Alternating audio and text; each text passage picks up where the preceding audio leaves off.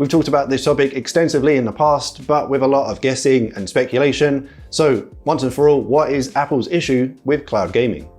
We're pretty butthurt about it. Well, we now have an official statement from Apple telling us exactly what is preventing cloud gaming platforms from being available on iOS devices. If you are new to cloud gaming, it may come as a shock to you that many of the larger players like Google Stadia or Microsoft's project xCloud are missing from Apple's App Store. Previously, as I said, we had no official word from Apple, so it was just speculation around what their exact issue was with games running in the cloud. We previously assumed it was due to a specific section of the Apple App Store review guidelines, which states games offered in a game subscription must be owned or exclusively licensed by the developer. This made sense as we previously saw Microsoft's Project xCloud available in test flight on iOS, but with only access to Halo the Master Chief Collection, obviously a first-party title from Microsoft, therefore exclusively licensed by the developer. But in a statement to Business Insider, Apple finally lifted the lid on what exactly their issue is with cloud gaming. Is it privacy, security, or the well-being of their users they're worried about? Or is it money? Let's find out.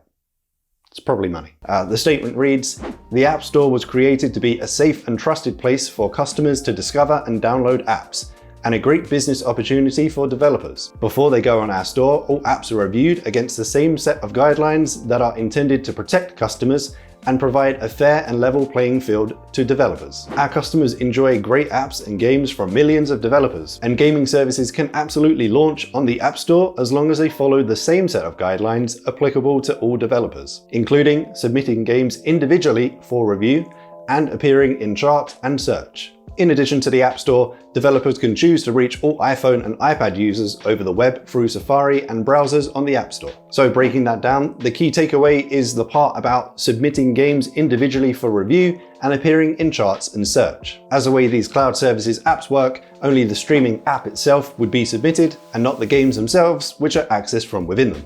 Microsoft's Project xCloud, which we talked about this week, officially launches on September 15th, but their test flight version for iOS was abruptly removed in the last week, and it looks like for the moment they are also unable to progress with an official launch to iOS because of this specific guideline. A Microsoft spokesperson went on to say, "Our testing period for the Project xCloud preview app for iOS has expired. Unfortunately, we do not have a path to bring our vision of cloud gaming with Xbox Game Pass Ultimate to gamers on iOS devices via the Apple App Store." Apple stands alone as the only general-purpose platform to deny consumers from cloud gaming and game subscription services like Xbox Game Pass, and it consistently treats gaming apps differently, applying more lenient rules to non-gaming apps, even when they include interactive content.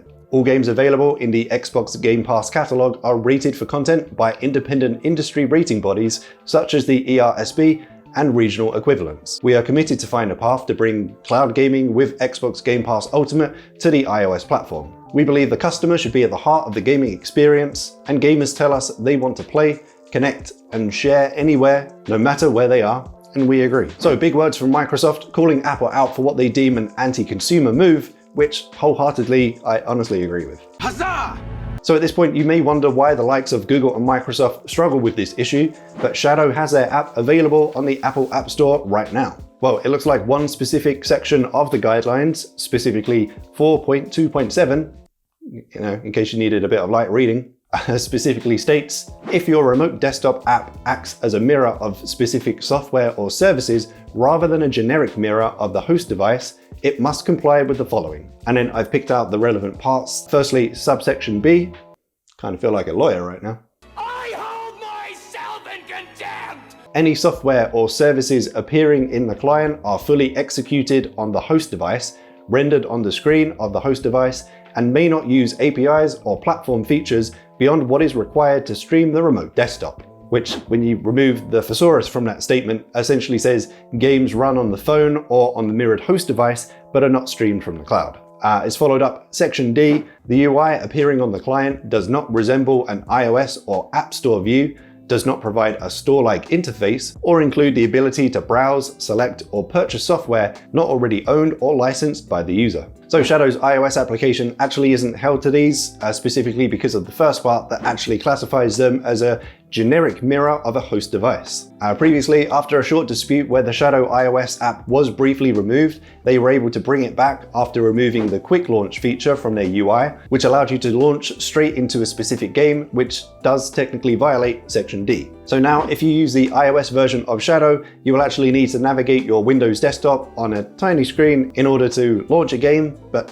hey, at least it's there for iPhones. And finally, at the start, we said this was probably about money, of course, because we're talking about Apple. Since both Stadia and xCloud do both technically fall under the guideline of mirroring a specific software or service, Section C of Section 4.2.7 does actually state all account creation and management must be initiated from the host device, which technically means you would be signing up to a paid subscription within an app that you downloaded from the iOS App Store, which bingo bango automatically means Apple gets a 30% cut. So what does this mean for the future of cloud gaming on Apple? Either cloud gaming services will have to severely alter the core functionality of their applications just to meet the real specific needs of Apple, or, and I can't stress this enough, for the love of God, Apple needs to be more lenient with its App Store review guidelines. Without this, as we previously said, they are being extremely anti-consumer, more worried about taking their 30% cut of these services subscriptions over allowing their over 1.5 billion users to play the games they want,